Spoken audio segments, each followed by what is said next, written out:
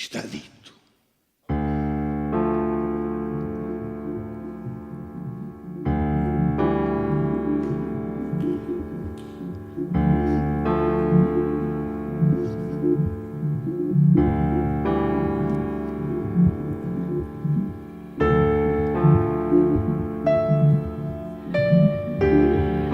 Apercebeu-se depois que tinha nascido mal.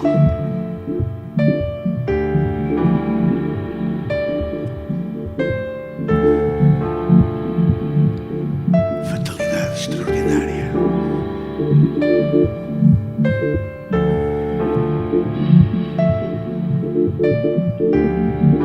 Escondeu o seu caráter tanto quanto pôde durante um grande número de anos.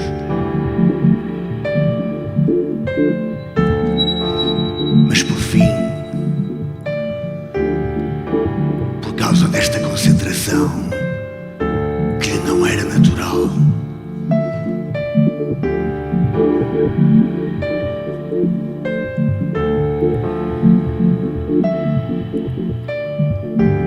todos os dias o sangue lhe subia à cabeça.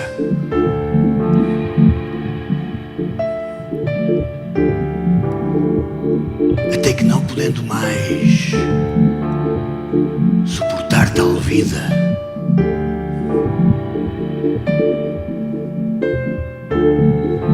se atirou resolutamente para a carreira do mal.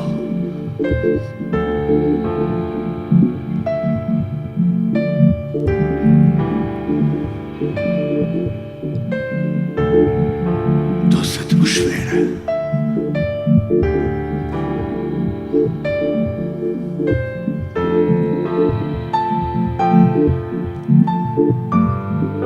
Quem diria?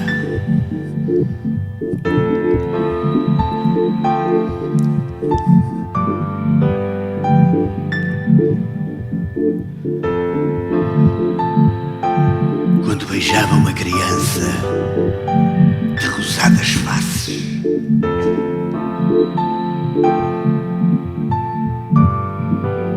teria gostado de lhe arrancar as bochechas da navalhada.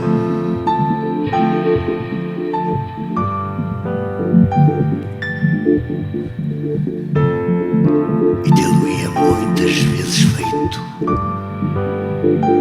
se a justiça, com o seu longo cortejo de castigos, o não tivesse sempre impedido.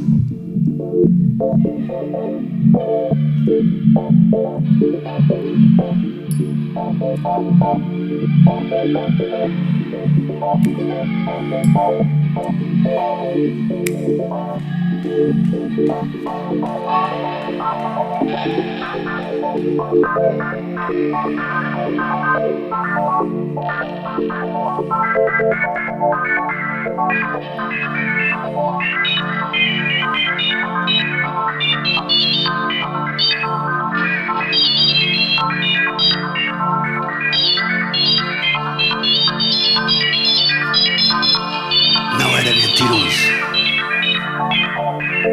confessava a verdade e dizia-se cruel.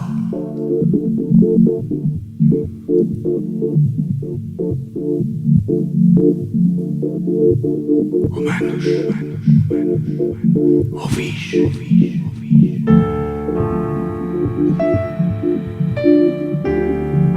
Ele ousa repeti-lo com esta voz que treme. Ele é então um poder mais forte que a vontade. Maldição.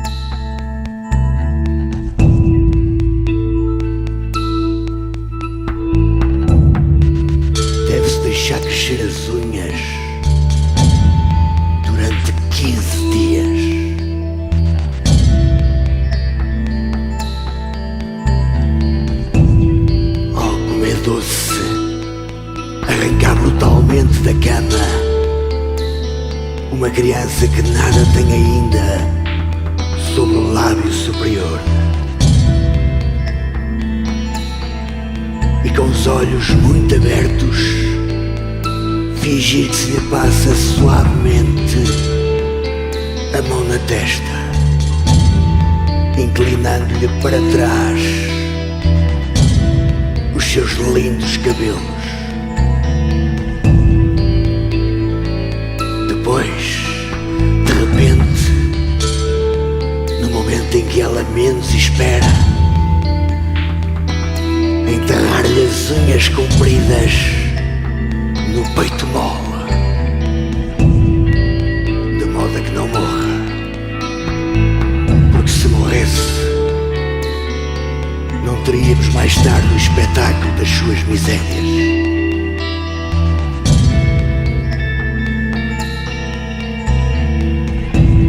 Seguidamente, bebe-se o sangue, lambendo as feridas.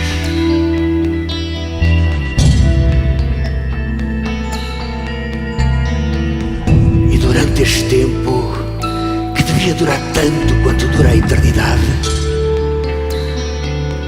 a criança chora.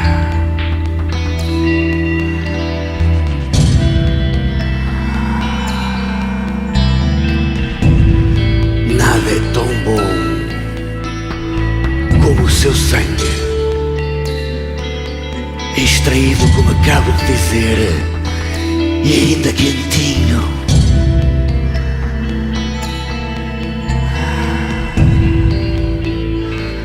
A não ser as suas lágrimas, amargas como sal.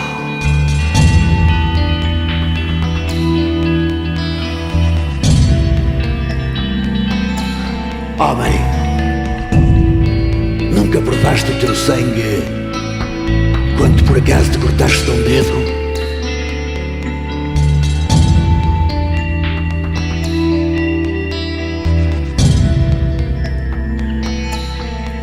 É bom, não é?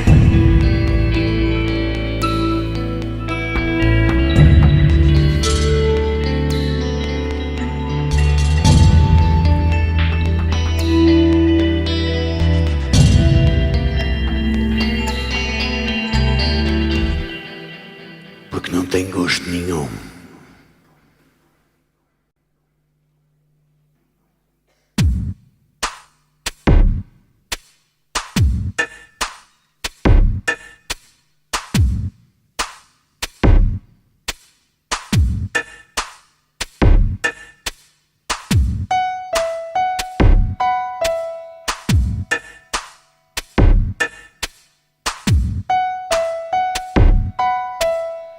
Fiz um pacto com a prostituição para semear a desordem nas famílias. Recordo-me da noite que precedeu esta perigosa ligação. Vi um túmulo à minha frente. Ouvi um pirilampo grande como uma casa que me disse: vou-te alumiar. Lê a inscrição. Não é de mim que vem esta ordem suprema.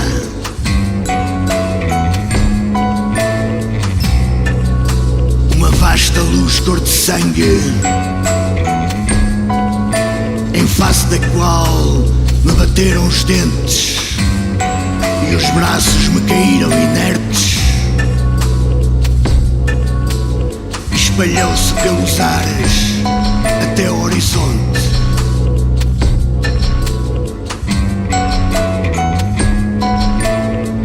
Eu apoiei-me contra o muro em ruínas, pois estava quase a cair,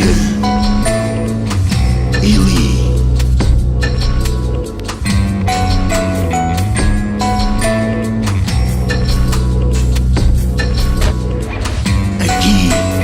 jaz um adolescente que morreu de tísica. sabeis porquê. Não oreis por ele. Muitos homens não teriam tido, talvez, a coragem que eu tive.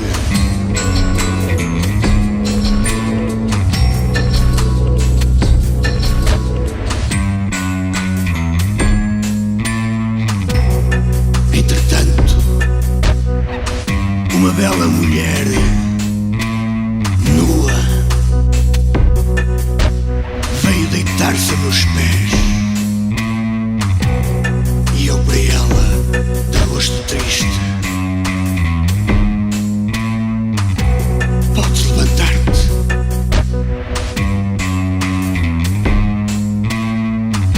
Estendi-lhe a mão com que o fratricida corta o pescoço à irmã.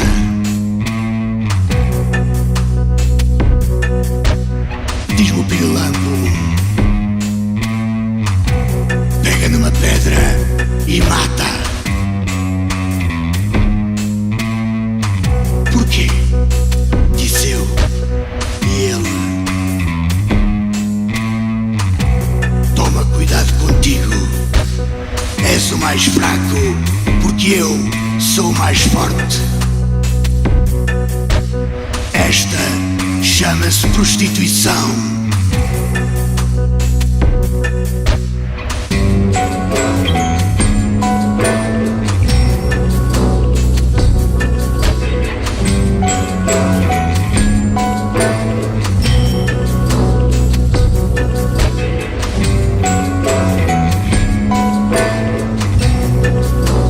As lágrimas dos olhos, a raiva no coração.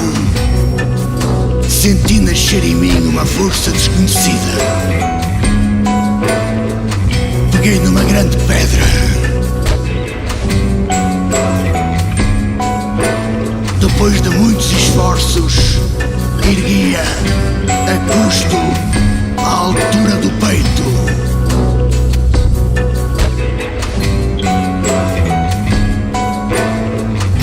Coloquei em cima do ombro com os braços.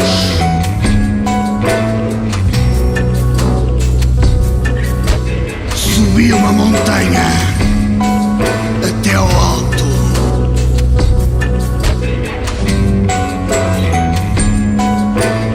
Dali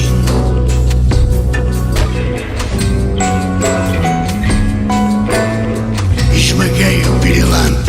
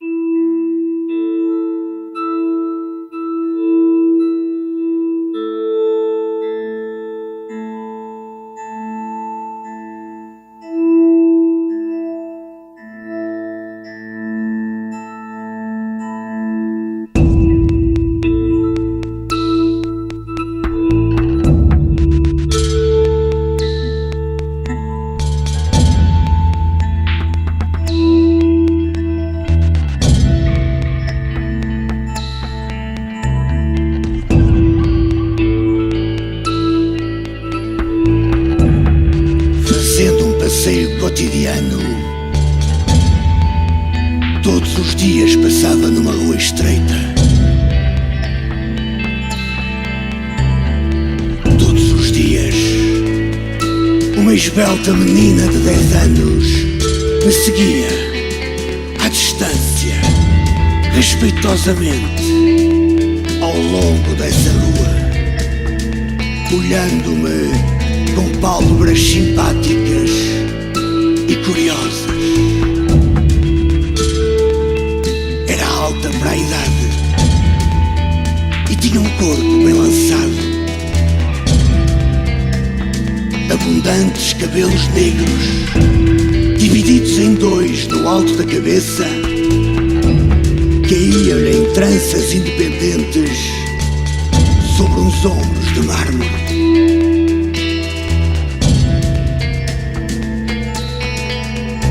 Menina,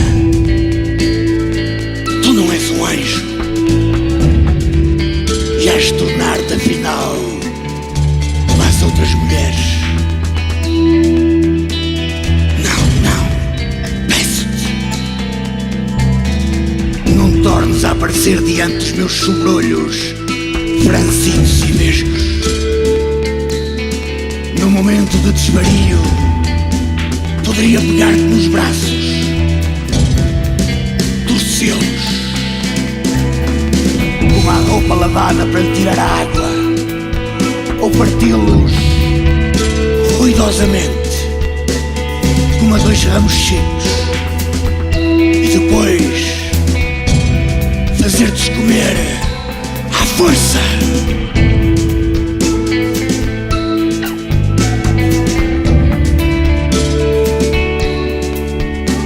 Poderia,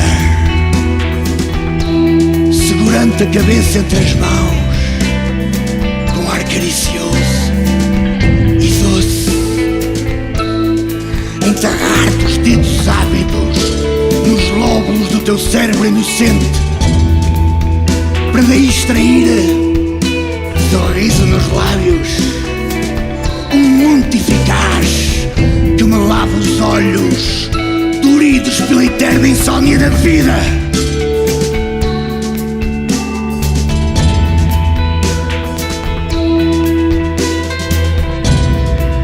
Poderia, cozendo-te as pálpebras com uma agulha,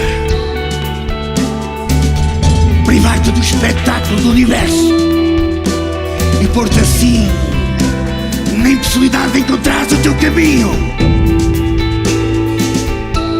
Não serei eu a servir-te de guia.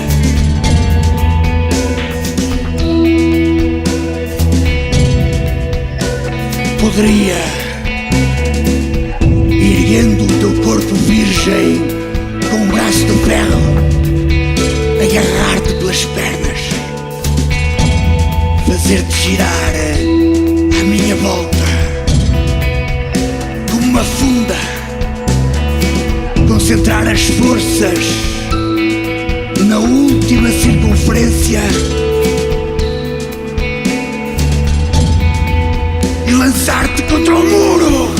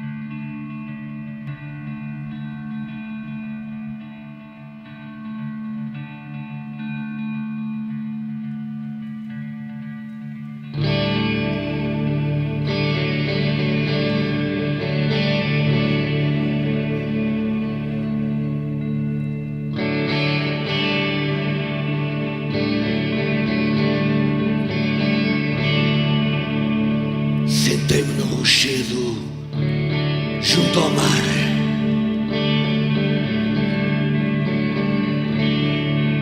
O navio acabava de soltar todas as velas para se afastar destas paragens.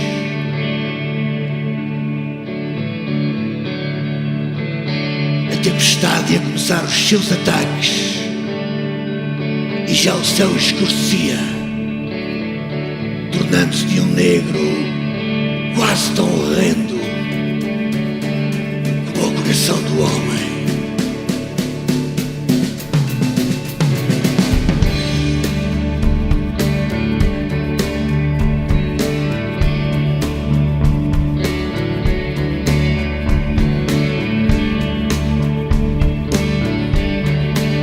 O navio,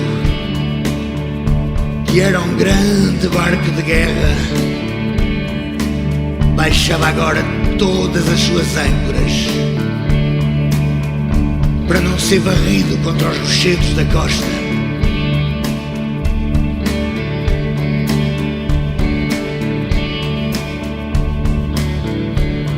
O vento assobiava com furor dos 4 pontos cardeais e desfazia as velas. Os trovões estalavam por entre os relâmpagos.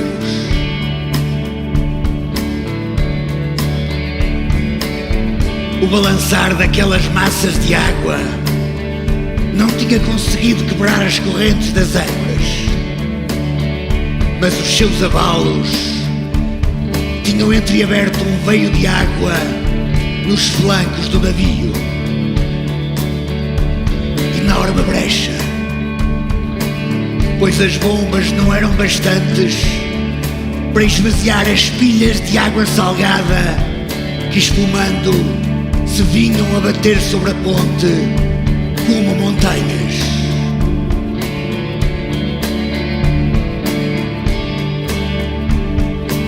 O navio, em perigo, dispara tiros de canhão como sinal de alarme, mas afunda-se lentamente, majestosamente.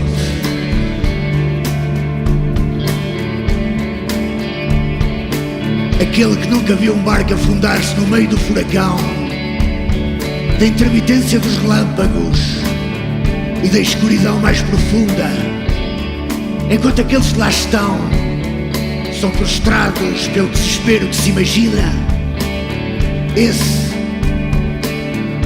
não conhece os acidentes da vida.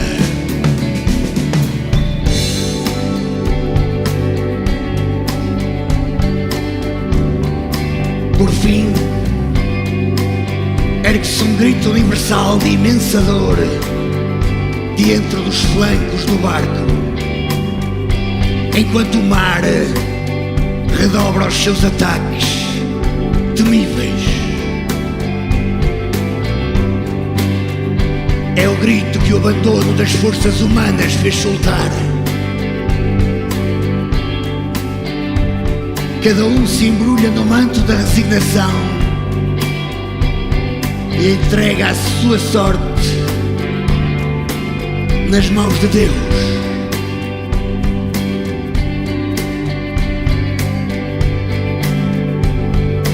O navio, em perigo, dispara tiros de canhão como sinal de alarme,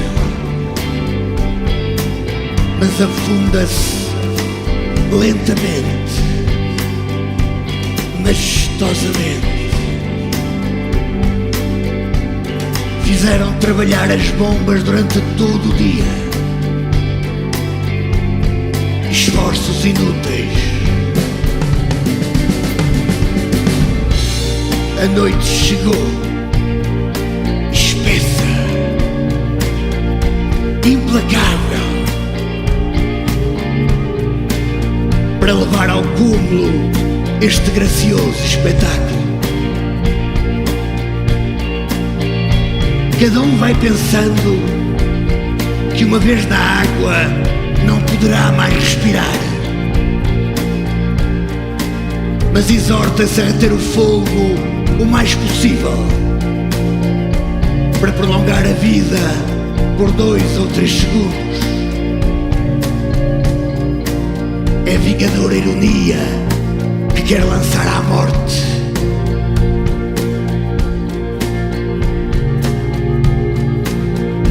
O navio em perigo dispara tiros de canhão como sinal de alarme, mas afunda-se lentamente,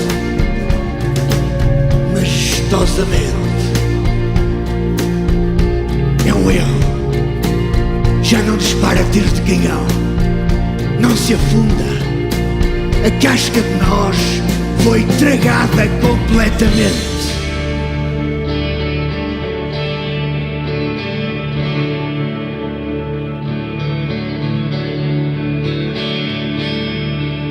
Oh céus, Como é possível viver depois de ter provado tanta volúpia?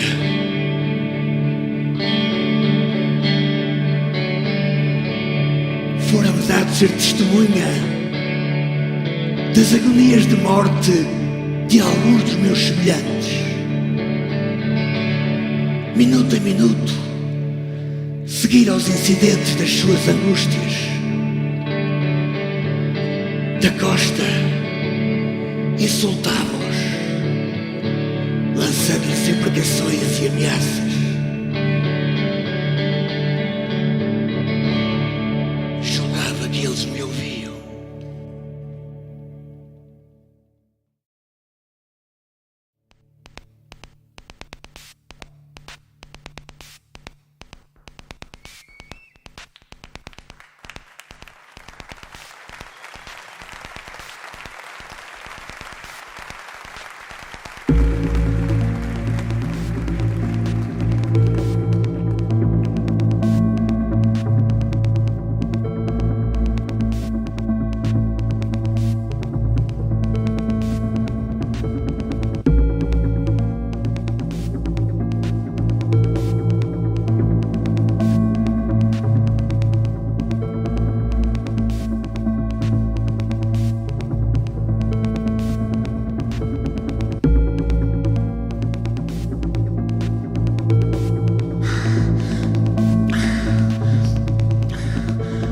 Quando o lugar onde o barco travara o combate mostrou claramente que ele tinha de passar o resto dos seus dias para o resto do chão do mar, então aqueles que tinham sido levados pelas ondas reapareceram em parte à superfície.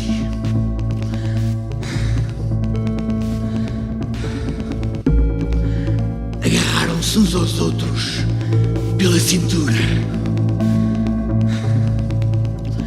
2 a 2, 3 a 3.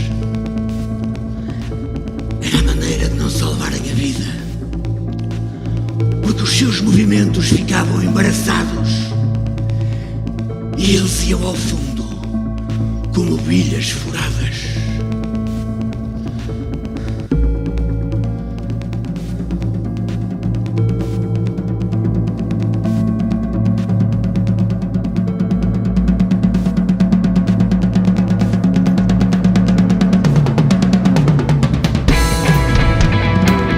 Que legião de monstros marinhos é aquela que vai cortando as ondas rapidamente? São 6. As suas barbatanas são vigorosas e abrem passagem através das vagas alterosas. De todos esses seres humanos que movem os seus 4 membros naquele continente pouco firme, os tubarões fazem rapidamente uma omelete sem ovos e partilham-na segundo a lei do mais forte.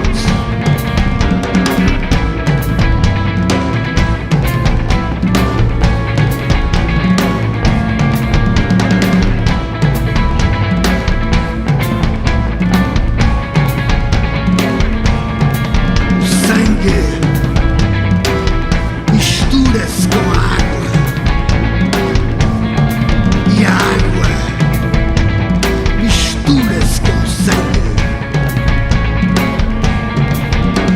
Os seus olhos ferozes são suficientes para eliminar a cena da carnificina.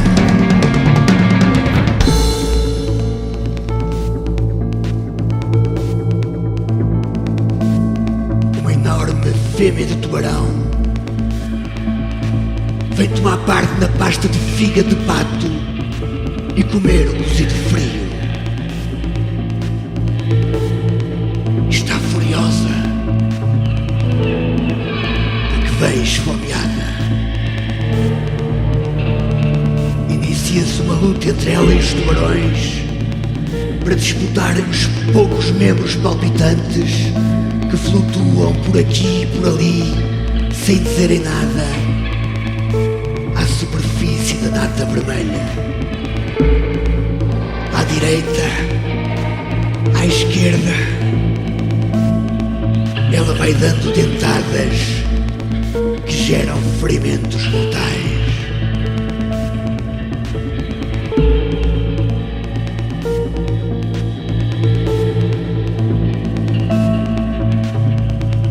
Mas 3 tubarões vivos ainda a rodeiam e ela é obrigada a rodar em todos os sentidos para lhes frustrar as manobras.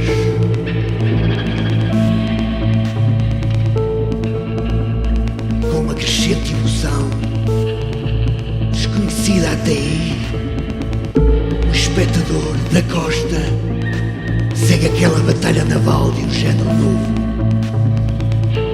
Tem os olhos fitos na corajosa fêmea de tubarão, de dentes tão fortes.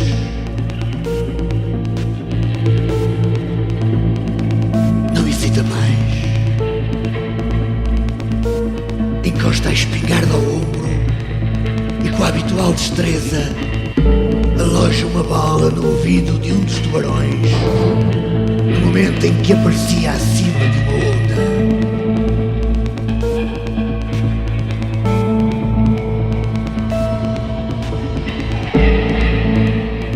Restam 2 tubarões que mostram um encarniçamento ainda maior. Do alto do rochedo, o homem de saliva salobra atira-se ao mar e nada para o tapete agradavelmente colorido, segurando na mão a faca de aço que nunca o abandona. Agora, cada um dos tubarões tem o seu inimigo.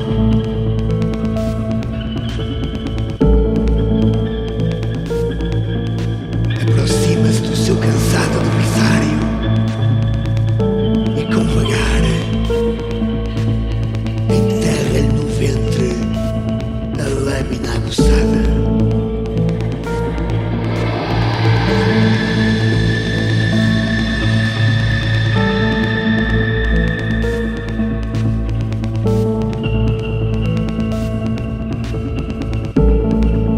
A cidadela móvel desembaraça-se facilmente do último adversário.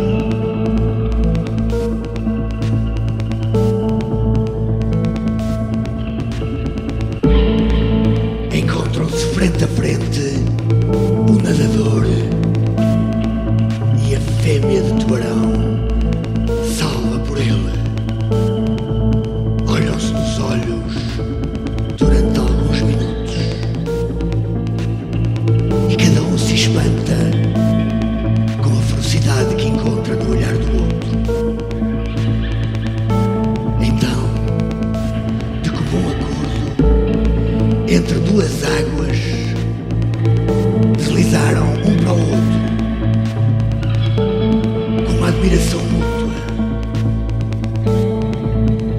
A fêmea de tubarão afastando a água com as barbatanas. Maldoror batendo as ondas com os braços. E retiveram a respiração numa veneração profunda, ambos desejosos de contemplar pela primeira vez o seu retrato vivo.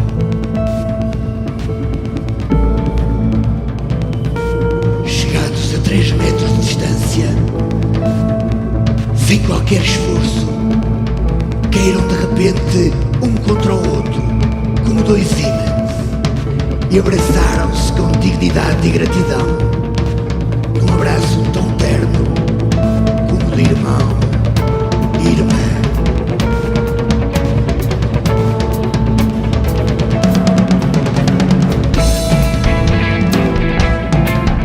Os desejos carnais seguiram de perto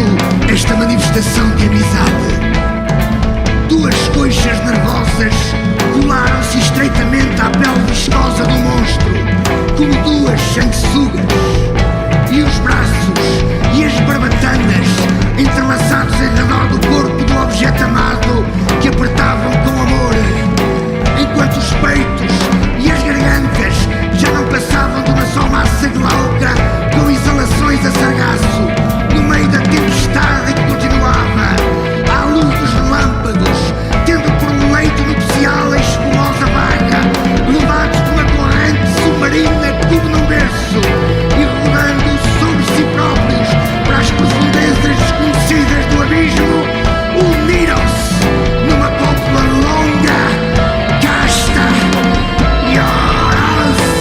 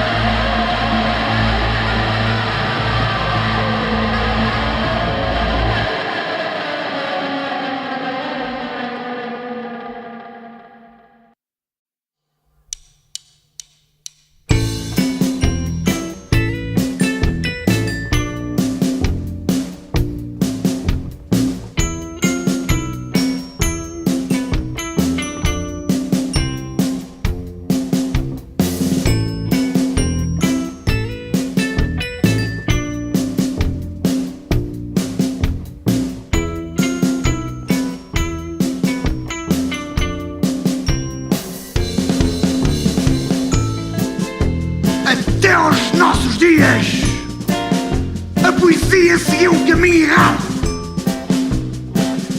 elevando-se até ao céu ou chorrando-se até à terra, menosprezou os princípios da sua existência e foi, não sem razão, constantemente ridicularizada pelas pessoas honestas. Não foi modesta, que é a qualidade mais bela que deve existir num ser imperfeito.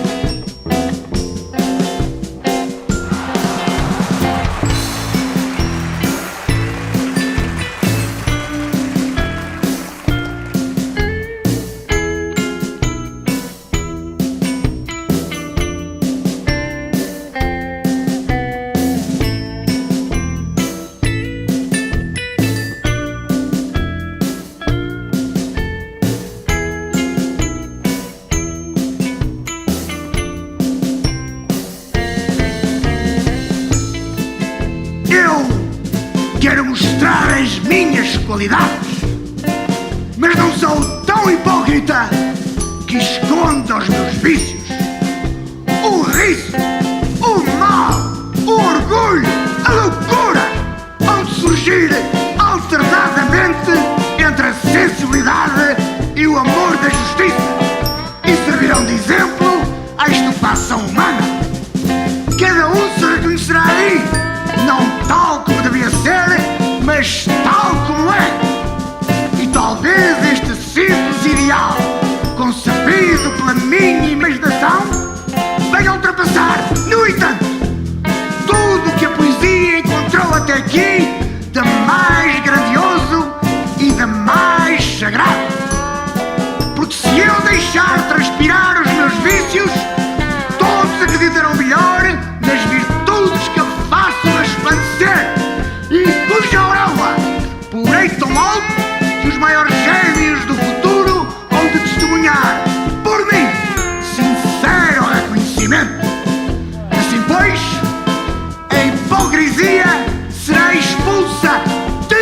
decididamente a minha morada. Haverá nos meus cantos uma imponente prova de poder, por desprezar assim as opiniões herdadas.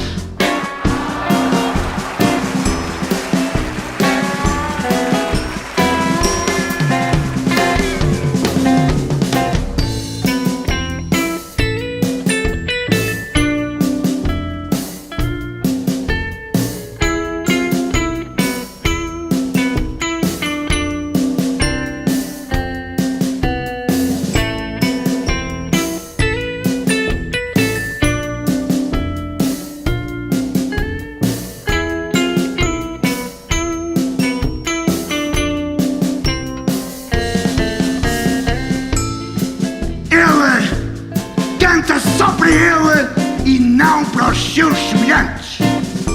Ele não coloca a medida da sua inspiração na balança humana. Nos seus combates sobrenaturais atacará o homem e o Criador com vantagem, como quando o espadarte crava a sua espada no ventre da baleia. Maldito seja pelos seus filhos e pela minha mão descarnada aquele que persiste em não compreender os cangurus implacáveis do riso e os audaciosos piolhos da caricatura.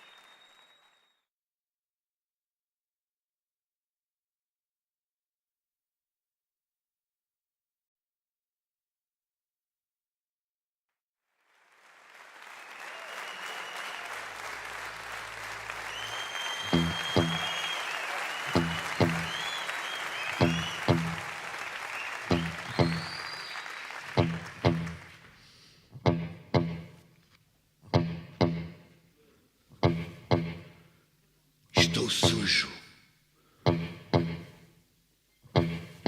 Ruído de piolhos. Os porcos, quando olham para mim, vomitam.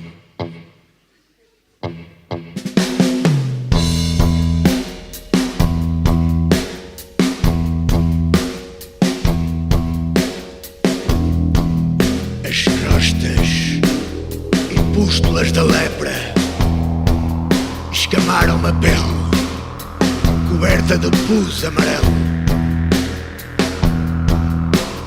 Não conheço a água dos rios, nem o orvalho das nuvens. Na minha nuca, como num fumeiro, cresce um enorme cogumelo de pedúnculos ombligos. Sentado num traste informe, não mexi os membros desde há 4 séculos. Os meus pés tomaram raiz no solo e compõem até ao ventre uma espécie de vivaz vegetação cheia de ignóbeis parasitas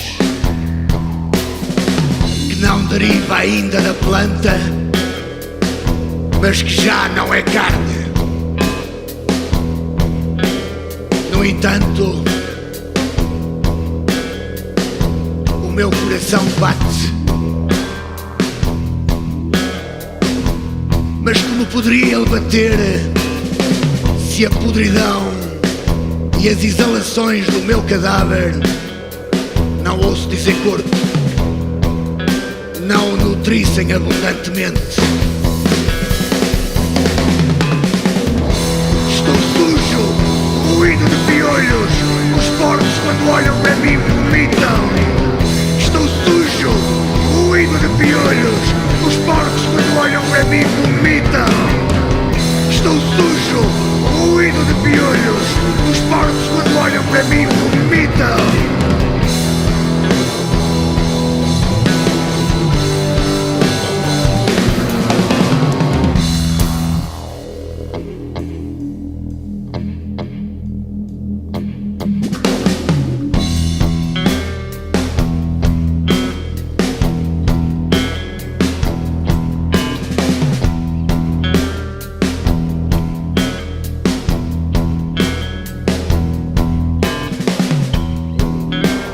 Na axila esquerda, uma família de sapos fez morada.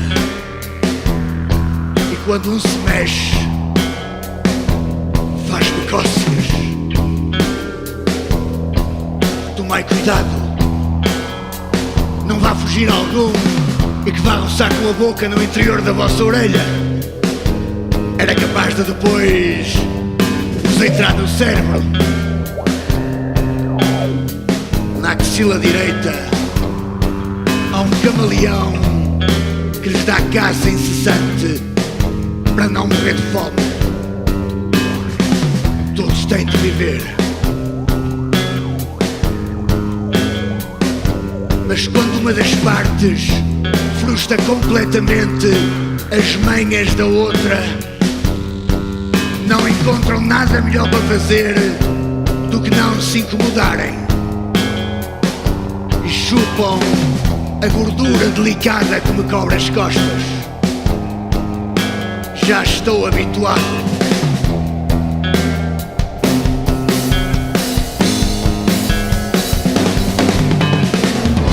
Estou sujo, ruído de piolhos. Os porcos quando olham para mim vomitam. Estou sujo, ruído de piolhos. Os porcos quando olham para mim vomitam. Estou sujo, ruído de piolhos. Os porcos quando olham para mim vomitam.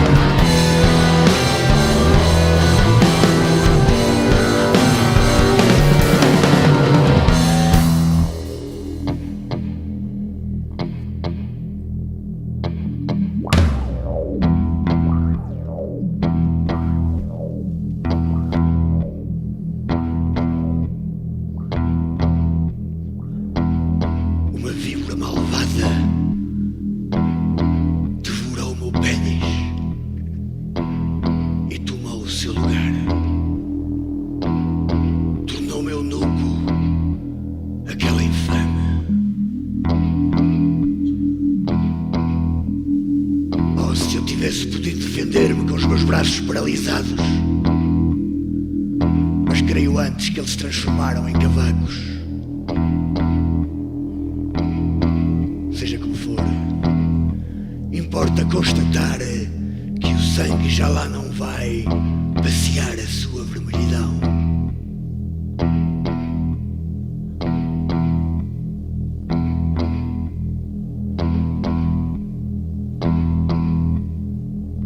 Dois pequenos ouriços que pararam de crescer deitaram um cão que não acusou o interior dos meus testículos.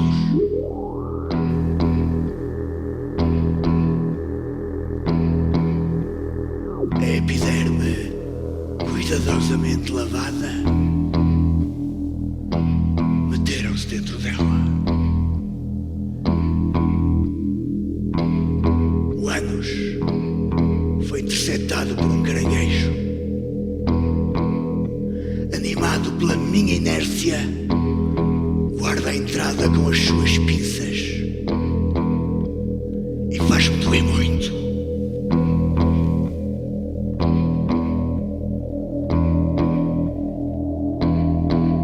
Duas medulas cegamente atraídas por uma esperança que não foi iludida. Olharam com atenção as duas partes carnudas que formam o traseiro humano e, colando-se ao seu contorno convexo, esmagaram-nas tanto por uma pressão constante que os dois pedaços de carne desapareceram, ficando lá dois monstros saídos do reino da viscosidade, iguais na cor, na forma e na ferocidade.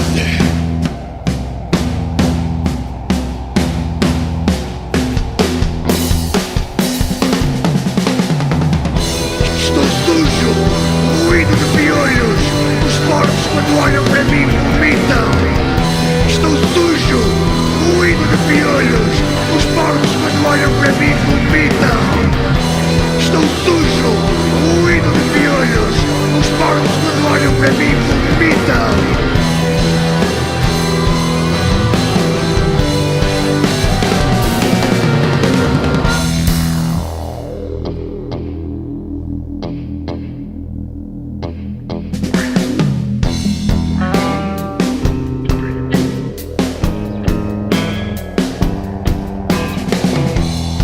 Não faleis da minha coluna vertebral, porque é uma espada.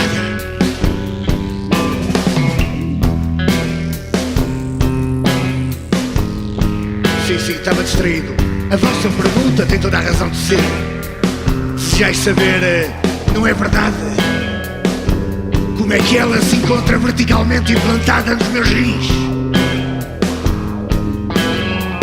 Nem mesmo me recordo muito claramente. No entanto, se me decidir a tomar por lembrança o que talvez não passe de um sonho, sabei que o homem, quando soube que eu tinha feito o voto de viver com a doença e a imobilidade até vencer o Criador, veio por trás de mim, na ponta dos pés, mas não tão levemente que eu não ouvisse. Não percebi mais nada durante um instante que não foi longo. Aquele punhal afiado espetou-se até ao cabo por entre as duas espáduas do touro de morte, e a sua ossatura estremeceu como um tremor de terra. A lâmina adere tão fortemente ao corpo que ninguém até agora a conseguiu extrair. Os atletas, os mecânicos, os filósofos, os médicos tentaram, cada um por si, os meios mais diversos. Não sabiam que o mal feito pelo homem não pode mais ser desfeito. Estou sujo, ruído de piolhos. Os porcos, quando olham para mim, vomitam. Estou sujo, ruído de piolhos. Os porcos, quando olham para mim, vomitam. Estou sujo, ruído de piolhos. Os porcos, quando olham para mim, vomitam.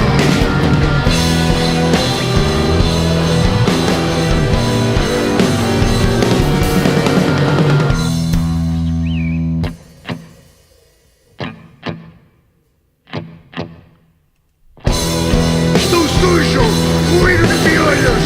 Os porcos, quando olham para mim, vomitam.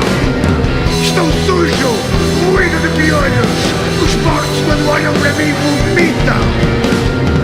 Estou sujo, ruído de piolhos. Os porcos, quando olham para mim, vomitam.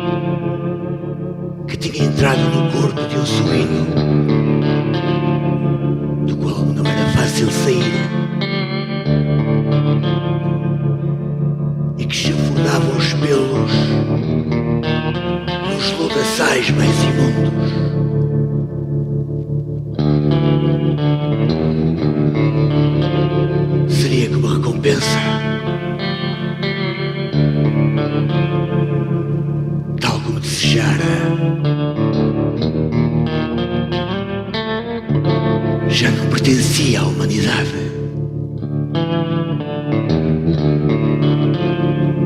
Por mim, entendi assim a interpretação do sonho e senti com isso uma alegria mais que profunda.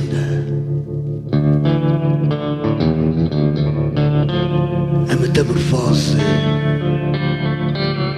nunca surgiu a meus olhos, senão com uma alta e magnânime ressonância de uma felicidade perfeita que há muito esperava.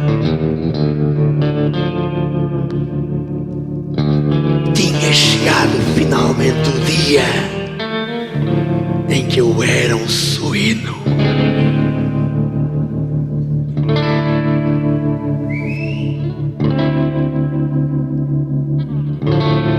Experimentava os dentes nas cascas das árvores.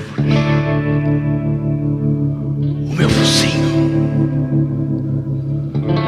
contemplava-o com delícia.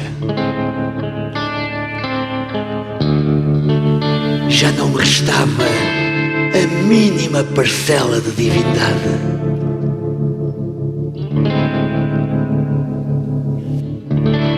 Consegui levar a alma até à excessiva altura desta inefável volúpia.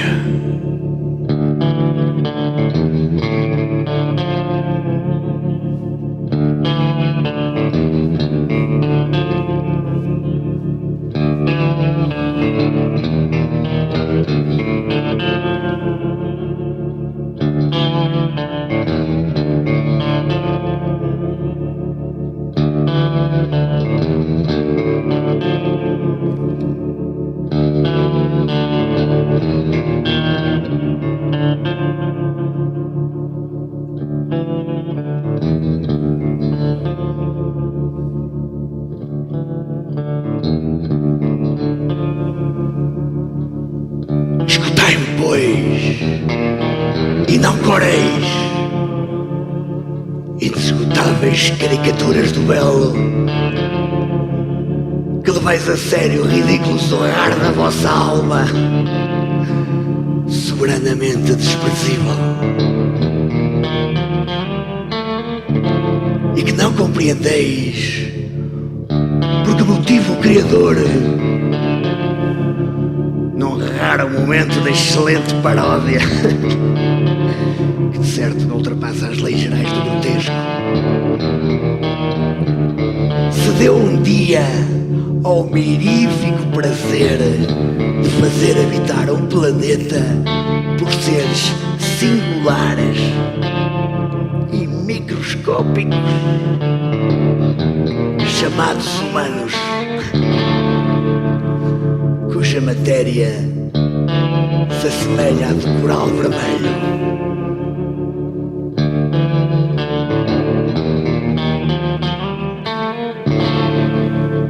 Claro que tens razão para corar, ossos e gordura. Mas escutai-me. Eu não invoco a vossa inteligência. Vós faríeis com que vos fosse expulsa do sangue ante o horror que ela vos testemunha. Esquecei-a e sede consequentes com vós próprios.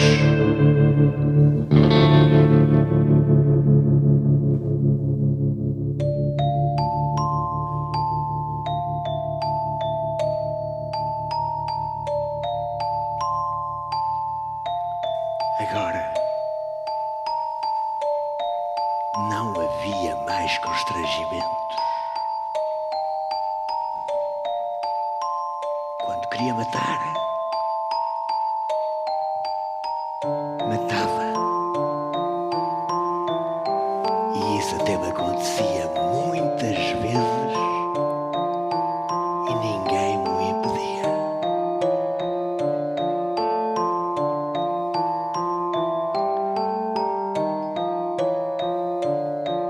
As leis humanas perseguiam-me ainda com a sua vingança.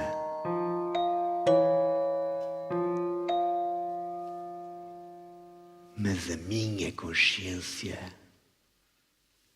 não me acusava de nada.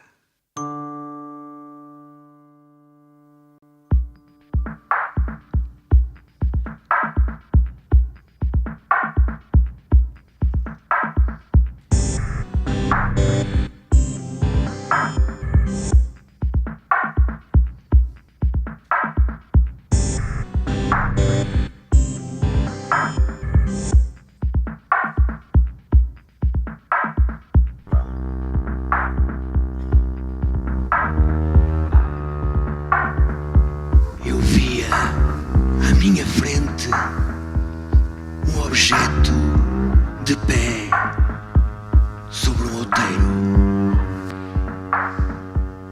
Não lhe distinguia nitidamente a cabeça, mas bastava para perceber que não era de forma vulgar.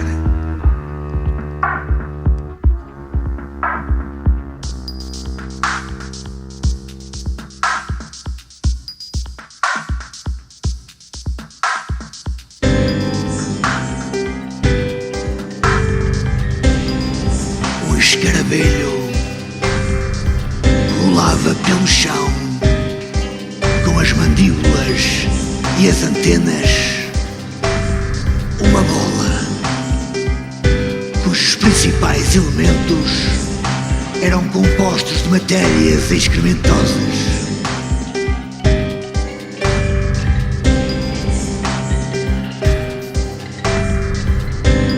E dirigia-se com passo apressado para o mencionado outeiro, esforçando-se por pôr bem em evidência a vontade que tinha em tomar essa direção.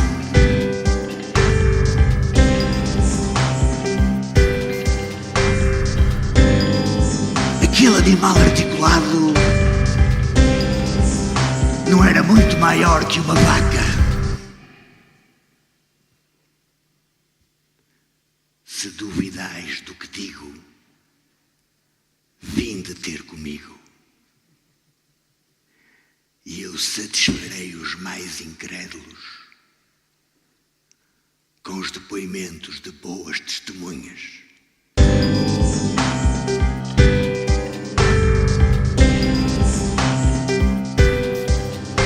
Eu segui-o de longe, ostensivamente intrigado. Que queria ele fazer com aquela grande bola negra?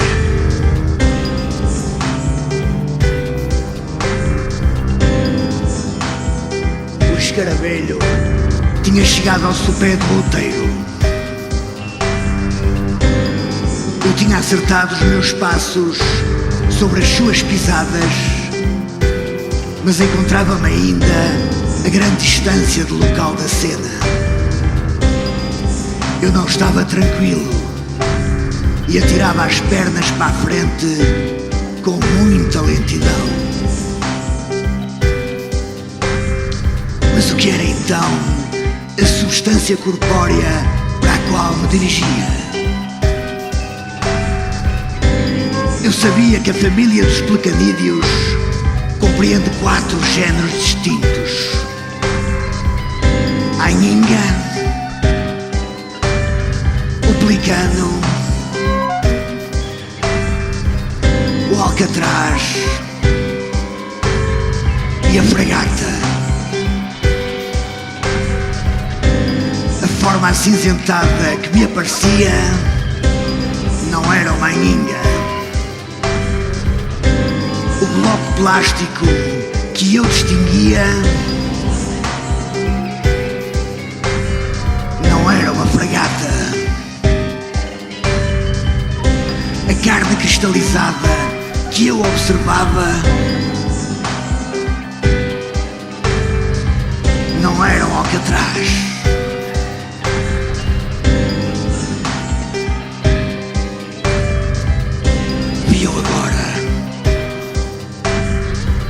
homem de encéfalo desprovido de protuberância anular. Embora não possuísse um rosto humano, parecia-me belo, como os dois longos filamentos tentaculiformes de um inseto. Ou melhor, como um enterro precipitado. Ou ainda, uma lei da reconstituição dos órgãos mutilados. E sobretudo, como um líquido eminentemente putrescível.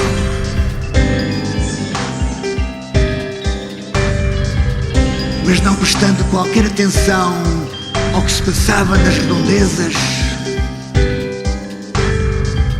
o estrangeiro olhava sempre em frente, com a sua cabeça de pelicano.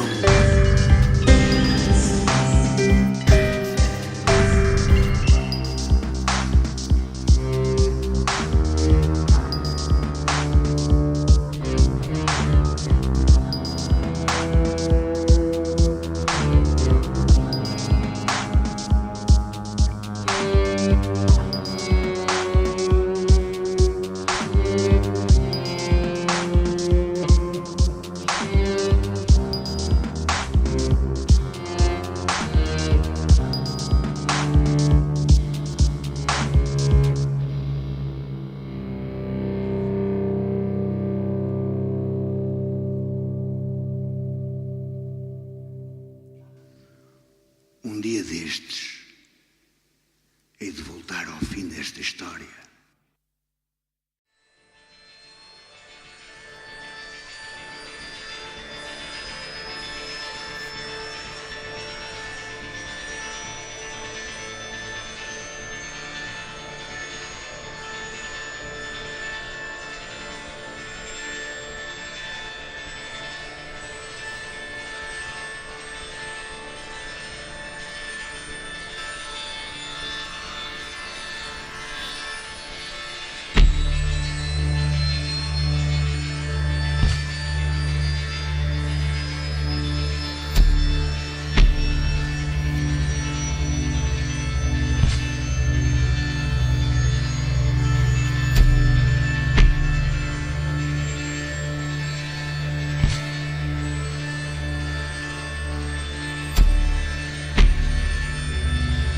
Se em lugar de ser um inferno, o universo não passasse de um imenso ano celeste.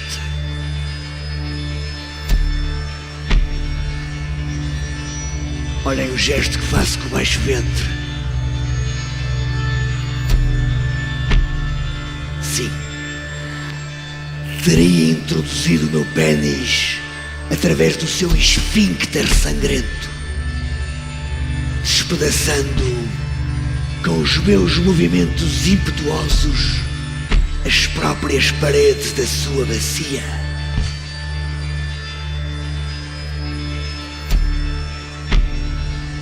A desgraça não teria então soprado para os meus olhos cegos dunas inteiras de areia movediça.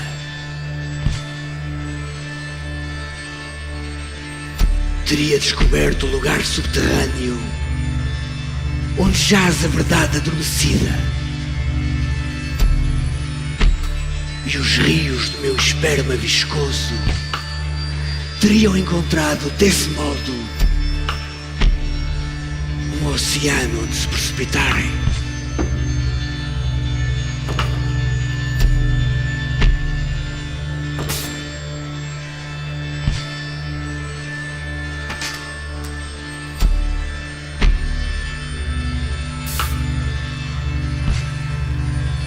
Mas porque dou eu comigo a lamentar um estado de coisas imaginário e que não receberá nunca o cunho da sua ulterior realização?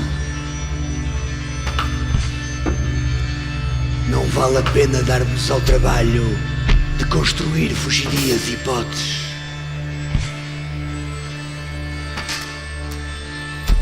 Entretanto, aquele que arder do desejo de partilhar na minha cama, que venha ter comigo. Mas ponho uma rigorosa condição à minha hospitalidade. É preciso que não tenha mais de 15 anos. Por sua vez, ele que não julgue que eu tenho 30. Que importância tem? A idade não diminui a intensidade dos sentimentos. Longe disso. E ainda que os meus cabelos se tenham tornado brancos como a neve, não é por causa da velhice. É, pelo contrário, devido ao motivo que sabeis.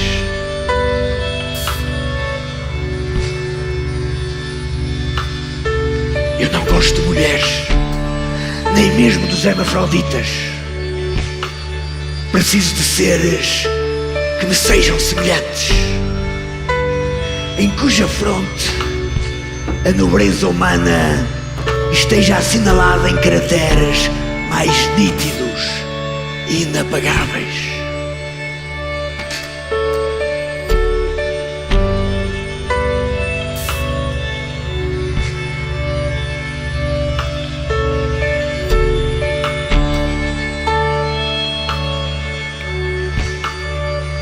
Uma saliva salobra corre-me da boca.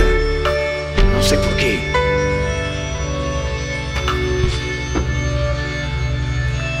Quem me quer chupar ao me livrar dela?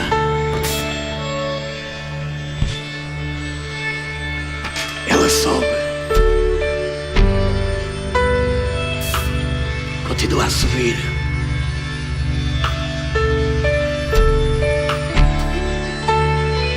Sei o que é.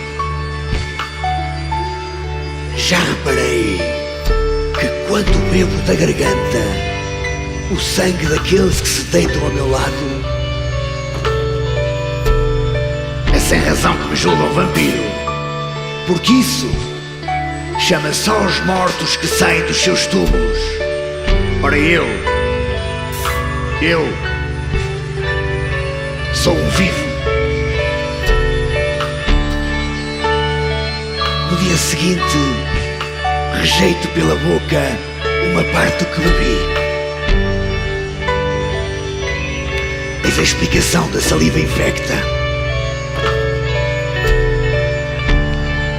Que queres que faça se os órgãos, enfraquecidos pelo vício, se recusam a concluir as funções da minha nutrição?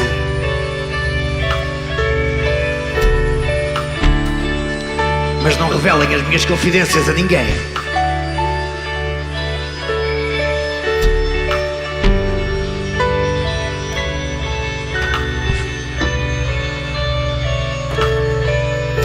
Eu sempre senti um capricho infame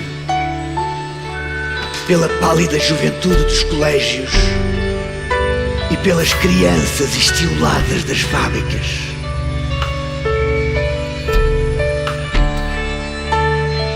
As palavras não são reminiscências de um sonho.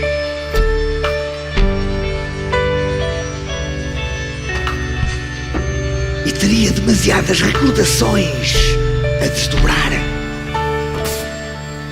se me fosse imposta a obrigação de passar diante dos vossos olhos os acontecimentos que poderiam consolidar com o seu testemunho a veracidade da minha dolorosa afirmação.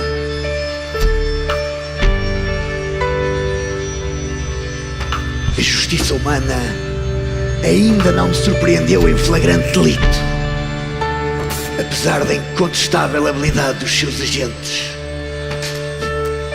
Até já assassinei um pederasta que não se prestava suficientemente à minha paixão. Atirei o seu cadáver para um poço abandonado e ninguém tem provas decisivas contra mim.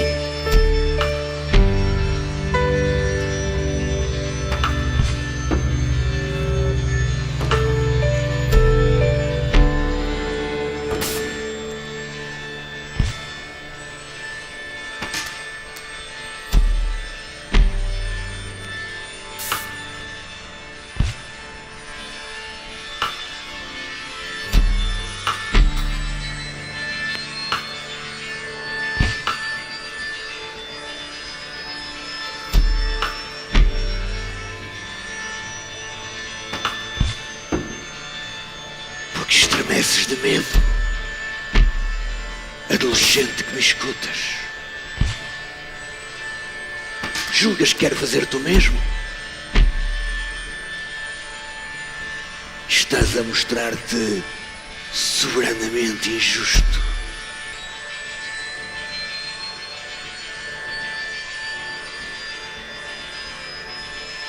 Tens razão.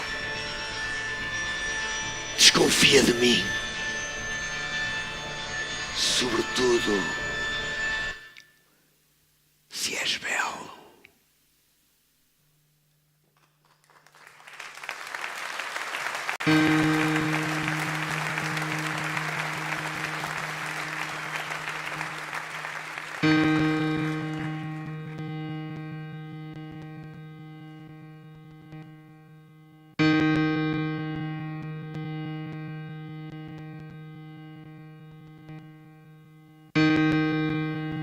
As lojas da Rua Viviane expõem as suas riquezas aos olhos maravilhados.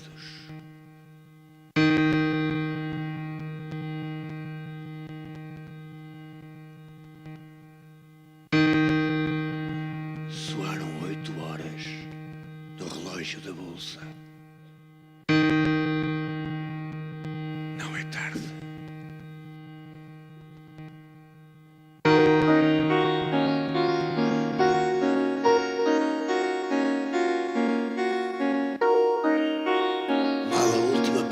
Se deixa de ouvir,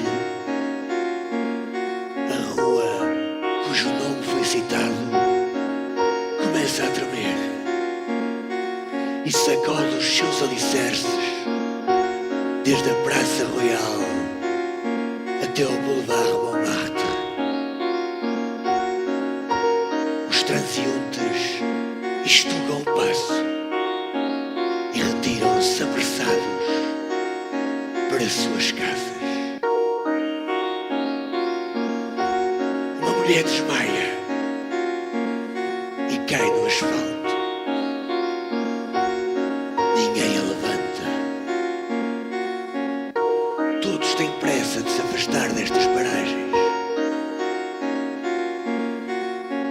As portadas fecham-se com impetuosidade e os habitantes mergulham nos cobertores.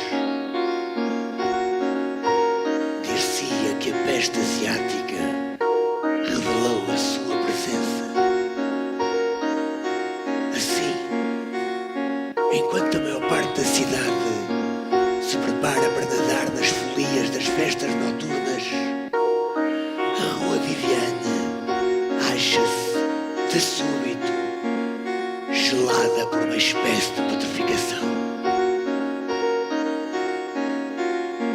Coração que deixa de amar, ela viu a sua vida extinta.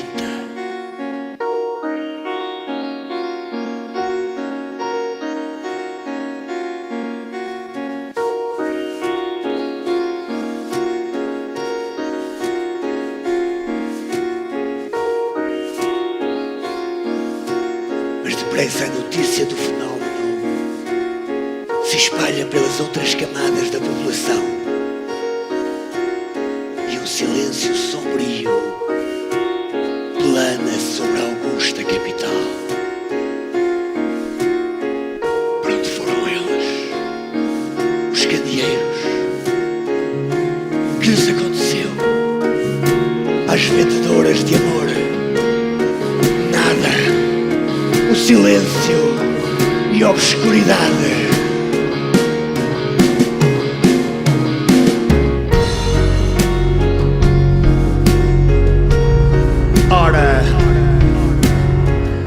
naquele lugar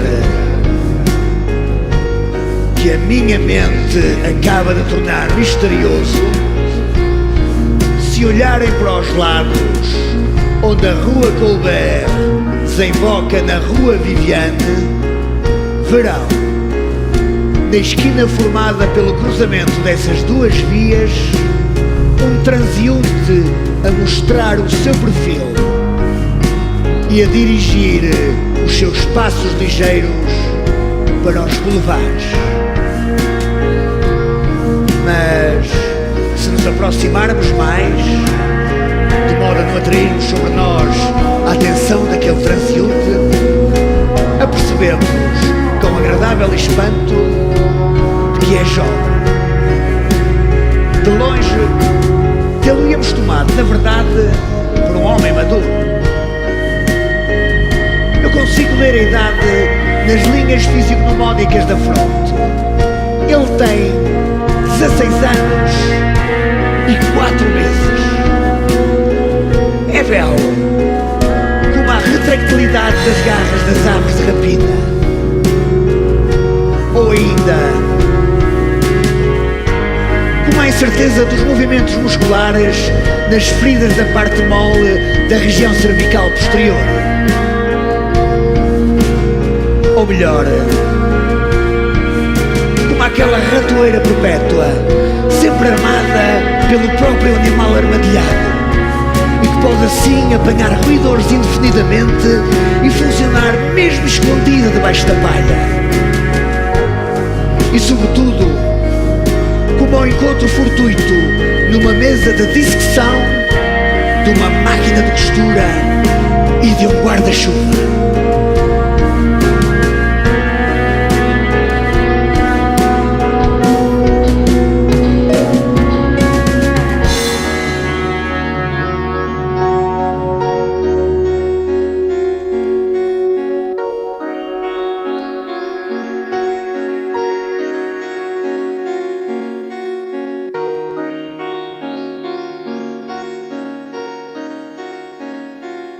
Chegado à grande artéria, vira à direita e percorre o Boulevard Poissonnière e o Boulevard Bonne Nouvelle. Neste ponto do seu caminho, enfia pela rua do Faubourg Saint-Denis e, deixando atrás de si a estação de caminho de ferro de Estrasburgo, detém-se diante de um alto portão antes de chegar à interseção perpendicular da Rua Lafayette.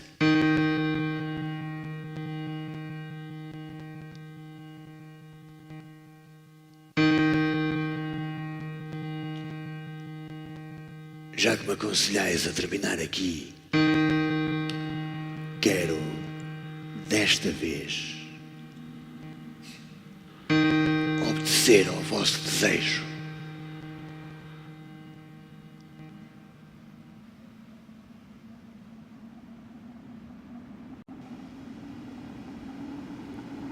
A poção mais lenitiva que te aconselho é uma bacia cheia de um pus blenorrágico com caroços, no qual se tenha previamente dissolvido um quisto piloso do ovário,